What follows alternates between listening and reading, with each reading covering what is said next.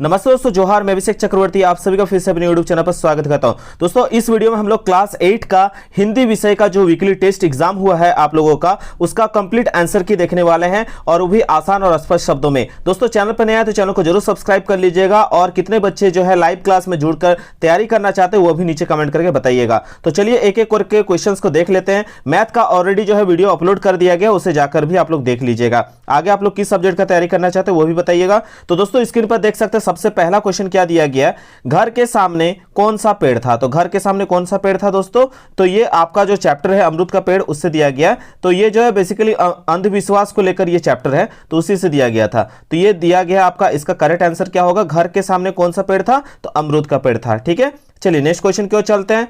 अमरूद का पेड़ के कहानीकार का नाम बताए। तो अमरूद का पेड़ का जो है कहानीकार का नाम क्या है, ज्ञान रंजन जो होगा इसका करेक्ट आंसर हो जाएगा। चलिए नेक्स्ट क्वेश्चन की ओर चलते हैं। 3-4 साल, याद रखिएगा दोस्तों कि कोई भी चैप्टर हो, कोई भी पार्ट हो, कविता हो, उसका लेखक और उसके कवि का नाम आप लोग किसी जगह नोट करके रख लीजिए, क्योंकि उससे पूछा जाएगा फाइनल एग्जाम में भी। तो पूछा क्या गया, 3-4 साल के में पेड़ की ऊंचाई गंधराज या हरि सिंगार के पेड़ से ज्यादा नहीं बढ़ी। ठीक है, तो यहां पे आपका करेक्ट आंसर क्या हो जाएगा, क्वेश्चन नंबर जो 3 है इसका, किसका नहीं बढ़ा हाइट दोस्तों, तो हम लोग चैप्टर ही पढ़ रहे हैं किसका, अमरूद का पेड़। तो यहां पे करेक्ट आंसर हो जाएगा अमरूद जो होगा, बिल्कुल करेक्ट हो जाएगा। किसने बताया कि अमरूद में 3-4 सफेद फूल आ गए हैं, तो जिन्होंने चैप्टर पढ़ा उनको मालूम है इसका करेक्ट आंसर क्या होगा दोस्तों। यहाँ पे मिद्दू जो होगा, यहाँ पे आपका करेक्ट आंसर हो जाएगा ऑप्शन नंबर सी। ठीक है, चलिए नेक्स्ट क्वेश्चन की ओर चलते हैं। यहाँ पे लॉजिक वाला काम था, आप लोग जो है सेंटेंस बना के जो आप आसानी से उसको पकड़ सकते हैं। इधर तुम्हारी माँ अमरूद के पेड़ काटने को कहती है, तो इधर तुम्हारी माँ ने होगा। ठीक है, तो ऑप्शन नंबर ए जो होगा यहाँ पे आपका करेक्ट आंसर हो जाएगा। चलिए नेक्स्ट क्वेश्चन की ओर चलते हैं। क्या पूछा गया, आयात का विलोम क्या होगा। तो आयात का जो है विलोम क्या होगा पूछा जा रहा है, तो आयात का जो है विलोम क्या होगा, निर्यात होगा। आयात का विलोम क्या होता है, निर्यात। ठीक है, जिन्होंने करेक्ट किया है नीचे कमेंट करके बताइएगा कि आपका कितना आंसर सही हो रहा है। ठीक है, नेक्स्ट पूछा गया, विद्यालय का संधि विच्छेद क्या होगा। तो विद्या जोड़ आलय जो होता है इसका संधि विच्छेद होता है विद्यालय का। तो यहाँ पर ऑप्शन नंबर जो है आपका ए बिल्कुल यहाँ पे करेक्ट हो जाएगा, विद्या जोड़ आलय। ठीक है, चलिए क्वेश्चन नंबर 8 थोड़ा कंफ्यूजन वाला था, जिसमें बहुत सारे बच्चों का कहना था कि सर ये क्वेश्चन में थोड़ा सा मिस्टेक हुआ है। तो जी हाँ दोस्तों, देखिए कोई भी चीज अगर आपका व्यंजन वर्ण है तो वो यहाँ पे इसको हम लोग कैसे संधि करते हैं, संधि विच्छेद ऐसे लिखते हैं, क जोड़ अ। ठीक है, तो इस तरह से अगर हम सब को तोड़े क और ल और म को, तो आता है क जोड़ अ करेंगे तो क हो जाएगा। उस तरह से ल जोड़ अ होता तो ल होता पूरा। ठीक है, लेकिन यहाँ पे ल के बाद अ नहीं दिया गया। अब बाकी सब तो सारा ही ऑप्शन जो यहाँ पे देख सकते हो वो सभी गलत है। किसको छोड़ के, डी को छोड़ के, डी में भी जो है दोस्तों ल के बाद अ होना चाहिए था। ठीक है, कोई बात नहीं है। म के बाद यहाँ देखिए अ दिया गया, यानी पूरा पूरी ये सही है, इधर वाला भी सही है, खाली ये अगर दे देता तो यह करेक्ट आंसर होता। तो जिन्होंने भी ऑप्शन डी लगाया होगा तो उनका सही माना जाएगा, बिल्कुल करेक्ट आंसर होने वाला है। ठीक है, तो बिल्कुल टेंशन नहीं लेना है, जिनका डी जिन्होंने ऑप्शन टिक किया है वो करेक्ट आंसर है। कभी कभी मिस प्रिंट होता है, तो कोई भी बच्चे अगर कोई भी ऑप्शन को टिक करते हैं तो वो सही मान लिया जाता है। ठीक है, क्योंकि वो आपका डिजिटल मिस्टेक है, तो उसको डिजिटली जो है उसको एक्सेप्ट करना पड़ता है, उसको सही मानना पड़ता है।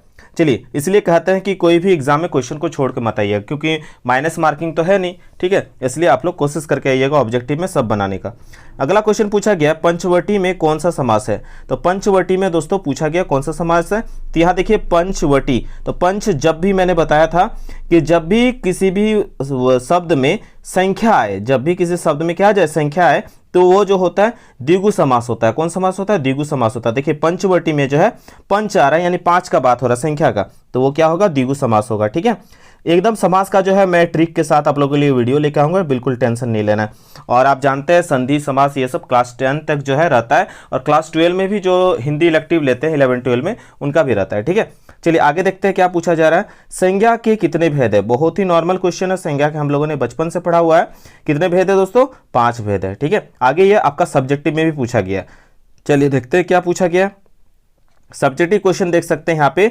तो यहाँ पे सब्जेक्टिव क्वेश्चन का आंसर कैसे लिखना था, आसान शब्दों के लिए आसान भाषा में आपको आंसर लिखना था। क्या लिखा गया, अमरूद के पेड़ के बारे में क्या अंधविश्वास है। तो अमरूद के पेड़ के बारे में क्या अंधविश्वास था दोस्तों, तो 11 नंबर का क्या आंसर होना चाहिए कि लोगों का मानना है कि अमरूद का पेड़ जो है घर के सामने नहीं होना चाहिए। ये पूरा जो है चारों तरफ फैला हुआ है कि अमरूद का पेड़ घर के जो है सामने नहीं होना चाहिए, यही अंधविश्वास है। ठीक है, इस पार्ट में बताया गया है। तो लिख देना था आपको, अमरूद का पेड़ घर के सामने नहीं होना चाहिए। चाहिए। ठीक है, चलिए नेक्स्ट क्वेश्चन की ओर चलते। क्या पूछा गया है, इस कहानी में अमरूद के पेड़ का लेखक का नाम क्या है? तो मैंने ऑलरेडी बताया, देखिए ऑब्जेक्टिव में भी पूछा गया और यहाँ सब्जेक्टिव में भी। तो क्या करेक्ट आंसर हो जाएगा दोस्तों? ज्ञान रंजन जो होगा यहाँ पे आपका करेक्ट आंसर हो जाएगा। जिन्होंने ज्ञान रंजन लिखा है उनका बिल्कुल यहाँ पे आपका सब्जेक्टिव भी आंसर यहाँ पे आपका सही होता है। ठीक है, चलिए नेक्स्ट क्वेश्चन की ओर चलते हैं।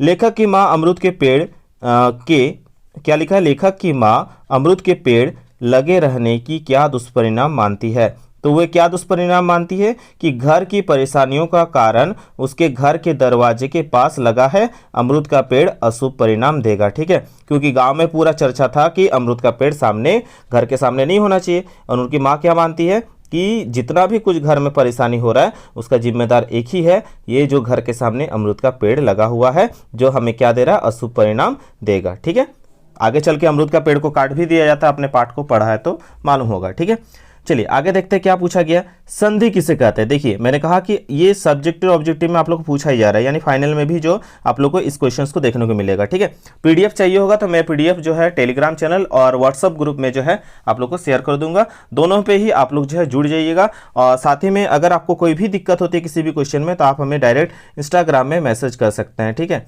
एक्सट्रोवर्ट ABH जो है ये मेरा इंस्टाग्राम का ID है, आप लोग जाके वहाँ पे हमने कोई भी चीज़ पूछ सकते हैं। ठीक है, यहाँ पे दिया गया संधि के किसे कहते हैं और इसके कितने भेद हैं? तो हम जानते हैं दो वर्णों के मेल से जो विकार होता है उसे क्या कहते हैं? संधि कहते हैं। दो वर्णों के मेल से जो विकार होता है उसे हम क्या कहते हैं? संधि कहते हैं। और संधि के कितने भेद हैं? ऑलरेडी हम लोग जानते हैं, कितने? 3। क्या क्या? पहला होता है स्वर संधि, दूसरा क्या होता है? व्यंजन संधि, और तीसरा होता है आपका विसर्ग संधि। ठीक है, तो स्वर संधि, व्यंजन संधि और विसर्ग संधि जिन्होंने लिख दिया है उनका बिल्कुल यहाँ पे करेक्ट आंसर है। ठीक है, चलिए इसके बाद वाला एकदम इजी क्वेश्चन पूछा गया था, सभी बच्चों ने इसका आंसर लिखा होगा। क्या पूछा है? संज्ञा के कितने भेद है? तो हम सभी जानते हैं किसी व्यक्ति, वस्तु, स्थान या भाव के नाम को क्या कहते हैं? संज्ञा कहते हैं।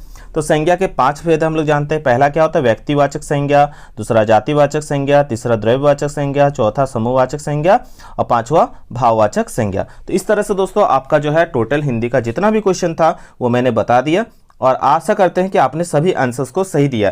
जिनका कुछ भी गलत हुआ है तो गलतियां जो होती है, जो इंसान प्रयास करते हैं उनसे ही गलतियां होती है और गलतियां बार बार दोहराई नहीं जाती है, प्रयास किया जाता है। इसलिए जो गलतियां हुई है उसे नोट कीजिए ताकि दोबारा कभी ये प्रश्न आपके फाइनल एग्जाम में आए तो बिल्कुल ना छूटे। ठीक है, तो एकदम अच्छे से तैयारी करना। और मैंने आज सुबह एक वीडियो पोस्ट किया है, वो फॉर्म जरूर आप लोग भर दीजिएगा और पास करते एग्जाम तो आपको हर साल जो है 12,000 रुपये करके मिलेगा, यानी महीना का 1,000 रुपये आपको मिलेगा। ठीक है, तो क्लास 8 में ये एग्ज़ाम होगा, क्लास 9, 10, 11 और 12 तक जो है आपको ये पैसा मिलता रहेगा स्कॉलरशिप के रूप में। आप लोग जाके वीडियो को विजिट करके देख सकते हैं और अपने दोस्तों के साथ शेयर कीजिएगा। तो आशा करते हो दोस्तों आज का वीडियो आप सबको पसंद आए तो बिल्कुल लाइक शेयर एंड कमेंट करना ना भूले। मिलते हैं दोस्तों एक नए वीडियो में, तब तक के लिए दोस्तों धन्यवाद। जय हिंद, वंदे मातरम।